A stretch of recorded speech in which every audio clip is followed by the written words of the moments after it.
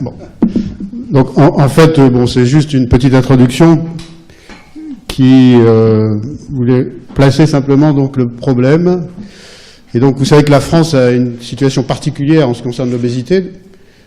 Quand on regarde les courbes donc de prévalence de l'obésité dans le monde, on voit que cette prévalence augmente dans tous les pays du monde, mais que la France n'est pas le pays où il y a le plus d'obèses. Au contraire, donc on est relativement épargné par cette épidémie.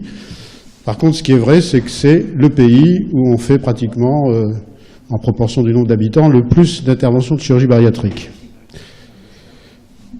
Donc ça, c'est le premier constat. Et on pourra peut-être discuter des raisons de cela au cours de cette journée. Donc, en fait, cette prévalence de l'obésité est un phénomène mondial. Et vous voyez que dans tous les pays du monde, surtout les pays en voie de développement, il y a une augmentation très importante du nombre d'obésité. Il y a eu des campagnes de presse récemment.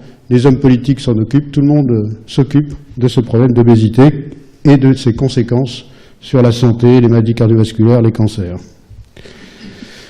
Donc en fait, en France, il y a beaucoup d'obèses, il y a des obèses, il y a beaucoup de chirurgie bariatrique, et puis il y a des règles qui ont été éditées par la Haute Autorité de Santé en 2009, qui sont des recommandations que la Société française de chirurgie d'obésité essaye de faire respecter. Et la première, c'est qu'il faut que ces interventions chirurgicales soient faites après que l'obésité ait été prise en charge médicalement.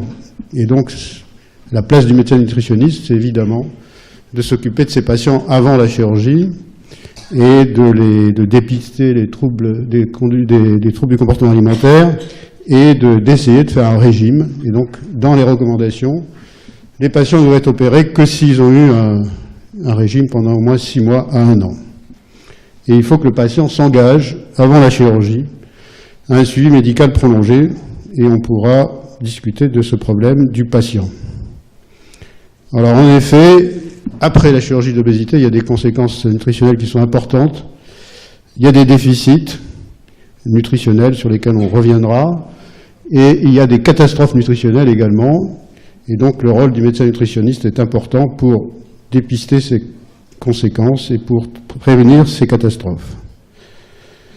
Donc il y a un parcours du patient qui débute en préopératoire, qui se poursuit après, et la prise en charge chirurgicale, finalement, n'est qu'un point d'étape dans cette prise en charge globale, et le rôle du médecin nutritionniste est très important. Je crois qu'on pourra en discuter toute la journée. Voilà, c'était tout pour cette introduction, qui est très rapide, mais bon, on reviendra sur tous ces points. Je vous remercie.